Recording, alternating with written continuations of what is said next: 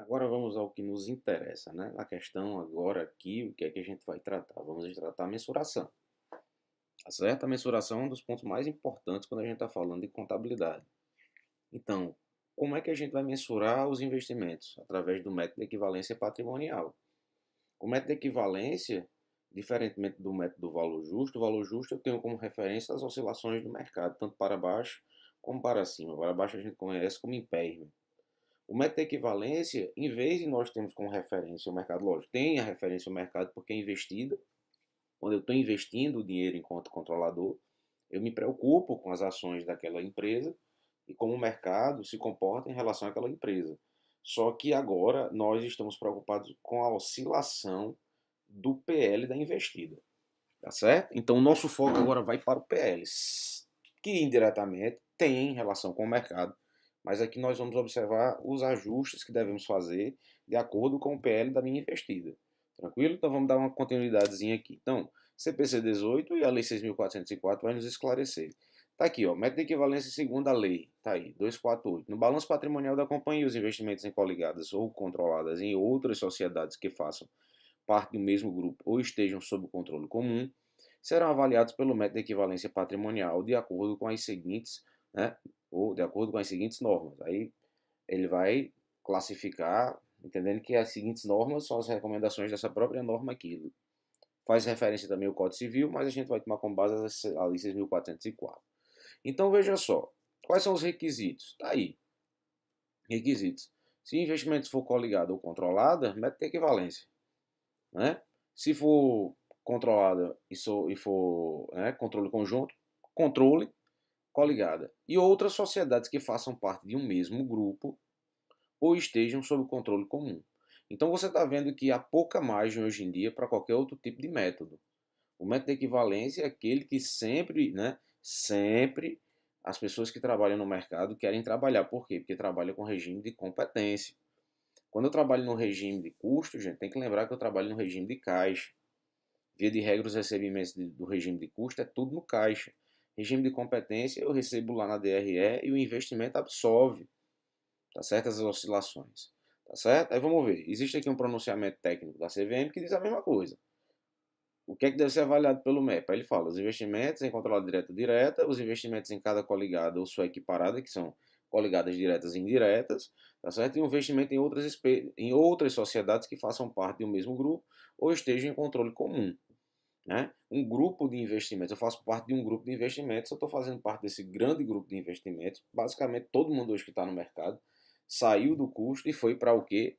Foi para o método de equivalência patrimonial. Né?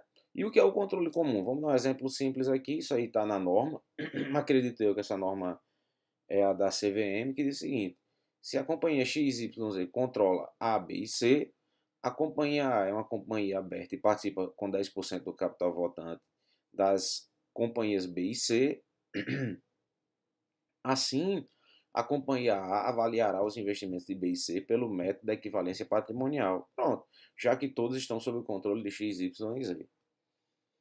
Aí depende, inclusive, da porcentagem, porque se eu faço parte de um grupo, ou se eu faço parte de um controle comum, no caso, o controle comum, quem controla A?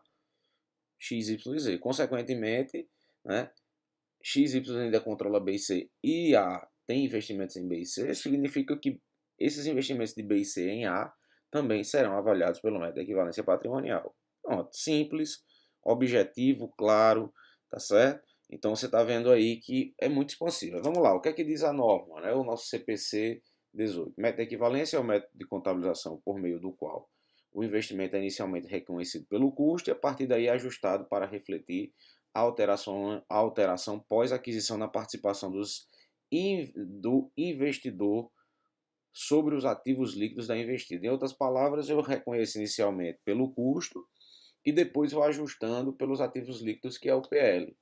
Taran, fácil demais, não tem o que fazer. Tá? As receitas ou despesas do investidor inclui sua participação nos lucros ou prejuízos da investida. E os outros resultados abrangentes do investidor inclui a sua participação em outros resultados abrangentes da investida. Tudo o que acontece nos resultados e lucros da investida vai ter que também acontecer na minha empresa dentro da proporcionalidade do investimento, sendo coligadas ou controladas. Se for resultados abrangentes, como a gente viu, instrumentos financeiros, Eu não estou controlando tudo, inclusive os instrumentos financeiros da minha investida. Eu controlo tudo.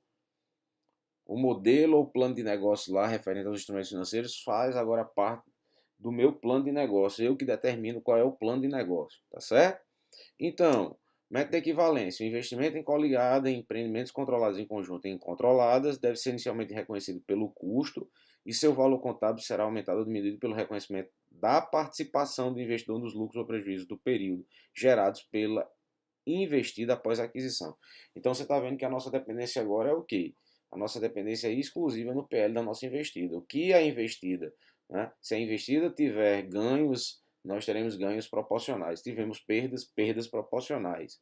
Tranquilo? Fácil demais. A observação. A participação do investidor no lucro ou prejuízo do período da investida deve ser reconhecida no resultado do período do investidor. Pronto. Então você está vendo que há aí uma remessão a todos os efeitos que incorrem lá no PL da investida, tudo isso é para o resultado do exercício, diferentemente do que acontece no instrumento financeiro, lembra? Quando ele é valor justo por meio dos resultados abrangentes, vai primeiro para o PL, quando muda a percepção, ele vai para onde? Para o resultado. Ou se eu vendo aquele instrumento entendendo que hoje, quando ele é disponível para venda, hoje ele está disponível mesmo, apesar de usufruir os fluxos de caixa, o que é que acontece? Se eu tenho essa possibilidade de usufruir o fluxo de caixa, também eu tenho a possibilidade de vender sem precisar fazer uma relocação, como antigamente a gente ficava confuso no CPC 38. O 48 tirou exatamente o que? Esse véu de incerteza que nós tínhamos. Então vamos lá, as distribuições recebidas da investida reduzem o valor contábil do investimento. Então você está vendo aqui, quando eu distribuir dividendos, sai de onde? Sai do investimento, tá certo? Isso aí a gente vai ver daqui a pouco. Quais são as razões pelo MEP? O investidor deve reconhecer contabilmente esse interesse por meio da extensão do alcance de suas demonstrações contábeis com a inclusão de sua participação nos lucros ou prejuízos da investida. Como resultado, a aplicação do método de equivalência patrimonial proporciona relatórios com maior grau de informação acerca dos ativos líquidos do investidor e acerca de suas receitas e despesas. Por que isso? Porque eu estou controlando passo a passo. Diferente do método do custo, que depois vai tudo para o caixa, eu não consigo às vezes visualizar quando tem muita transação. Não pense, tá certo? Que são empresas pequenas, são empresas que têm muitas transações de caixa. A gente estudou fluxo de caixa e você viu que quanto mais transação temos, quando a gente fez aquele exercício de 44 lançamentos, quanto mais transações vão aparecendo, mais o fluxo de caixa fica complexo, mais o caixa fica extenso. Agora já imaginou dentro desse, né, bolo de coisas, essa quantidade de informações que estão sendo geradas ali no caixa, você localizar às vezes o que foi da coligada. Lógico, lá na demonstração do resultado vai ter, né, uma referência aos resultados da equivalência patrimonial, tá certo? Ou de qualquer investimento. Mas você tem que entender que isso proporciona passo a passo o crescimento do investimento e decrescimento dele. Então isso é importante, isso é o princípio da competência. Eu estou controlando, tá certo? Controlando, ok? Aplicação do método de equivalência. A entidade com controle individual ou conjunto compartilhado ou com influência significativa sobre as investimentos deve contabilizar os investimentos utilizando o método de equivalência patrimonial. Pronto, acabou. Aquilo que nós vimos lá na norma. Se for controle, se for coligada e se for controle comum ou controle em conjunto, acabou. Está dentro do rol. Hoje em dia não há pouquíssimos espaços, em outras palavras, há pouquíssimos espaços. Há pouquíssimos espaços para outra metodologia quando a gente fala de investimento. Raríssimos serão os casos agora, porque via de regra eu tenho a opção de classificar os outros investimentos também pelo método de equivalência, nunca foi proibido. Então, inclusive, é melhor para quem trabalha com investimentos ter uma metodologia só, método de equivalência patrimonial para todos. Tá certo? Alguma ajuda? Ok? Tudo ok? Beleza. Então vamos dar o quê? Vamos dar aqui continuidade. Exceção à aplicação do método de equivalência patrimonial. Vamos ver. A entidade não precisa aplicar o método de equivalência patrimonial aos investimentos em que detenha controle individual ou conjunto compartilhado ou exerça influência significativa se a entidade for uma controladora que, se permitido legalmente, estiver dispensada da elaboração das demonstrações consolidadas. Pronto. Se existir na legislação qualquer tipo, né? Se existir qualquer tipo de referência, tá certo? Qualquer tipo de referência à questão da exclusão do método de equivalência, pronto, vai ser adotada a legislação da época, ok? Se a legislação que controla o Brasil, por exemplo, a Lei 6.404, fizer dispensa a alguma coisa, pode ser adotada essa dispensa, porque você tem que entender que CPC é um princípio, CPC é uma recomendação. CPC é uma recomendação normativa, CPC não tem força de lei. CPC só terá força de lei quando uma entidade ela referenda, tá certo? Porque a lei sempre vai se sobrepor ao CPC, tá certo, gente? Ok? Beleza, aí vamos lá. A entidade é controlada de outra entidade, a qual, em conjunto com os demais acionistas ou sócios, incluindo aqueles sem direito a voto, foi informada a respeito e não fizeram objeção quanto à não aplicação do método. Ele está dando opções, né? Está dando opções. Aí vamos lá. Os instrumentos de dívida patrimoniais da entidade não são negociados publicamente. Outra opção. Outra opção que ele está dando aí, a entidade não arquivou e não está em processo de arquivamento de suas demonstrações na comissão de valores ou em outro órgão regulador, visando a emissão ou distribuição pública de qualquer tipo ou classe de instrumento no mercado de capitais. Se houver a dispensa, não for preciso, ótimo. Ele vai contabilizar da forma que ele quiser, se houver permissão legal. O controle final ou qualquer controlador intermediário da entidade disponibiliza ao público suas demonstrações contábeis consolidadas elaboradas em conformidade com os pronunciamentos. Porque se eu utilizar, gente, preste atenção, se eu utilizar o balanço consolidado para os investimentos, é redundante utilizar o método de equivalência patrimonial.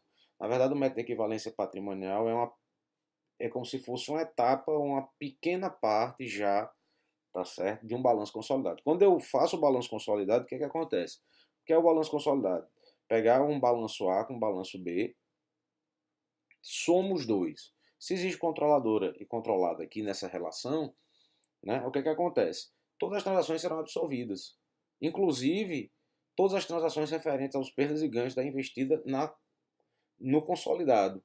O consolidado será uma empresa só. É como se eu pegasse A e B, juntasse e fosse agora uma coisa só. Quando eu faço isso, né, esse ente econômico aí novo, todas aquelas transações de perdas e ganhos vão ser absorvidas no consolidado. Então é como se fosse uma coisa bem redundante, tá bom? Inclusive, se você abrir o manual da sociedade, você vai ver que para sociedades controladas ele diz consolidação total ou parcial, porque não precisaria aplicar o método de equivalência para controladas, porque se eu utilizar apenas o balanço consolidado, esses efeitos todos de ganhos e perdas, tá certo? Dos investimentos, as que eu tiver controladas e coligadas, todas elas serão absorvidas no consolidado, entendeu?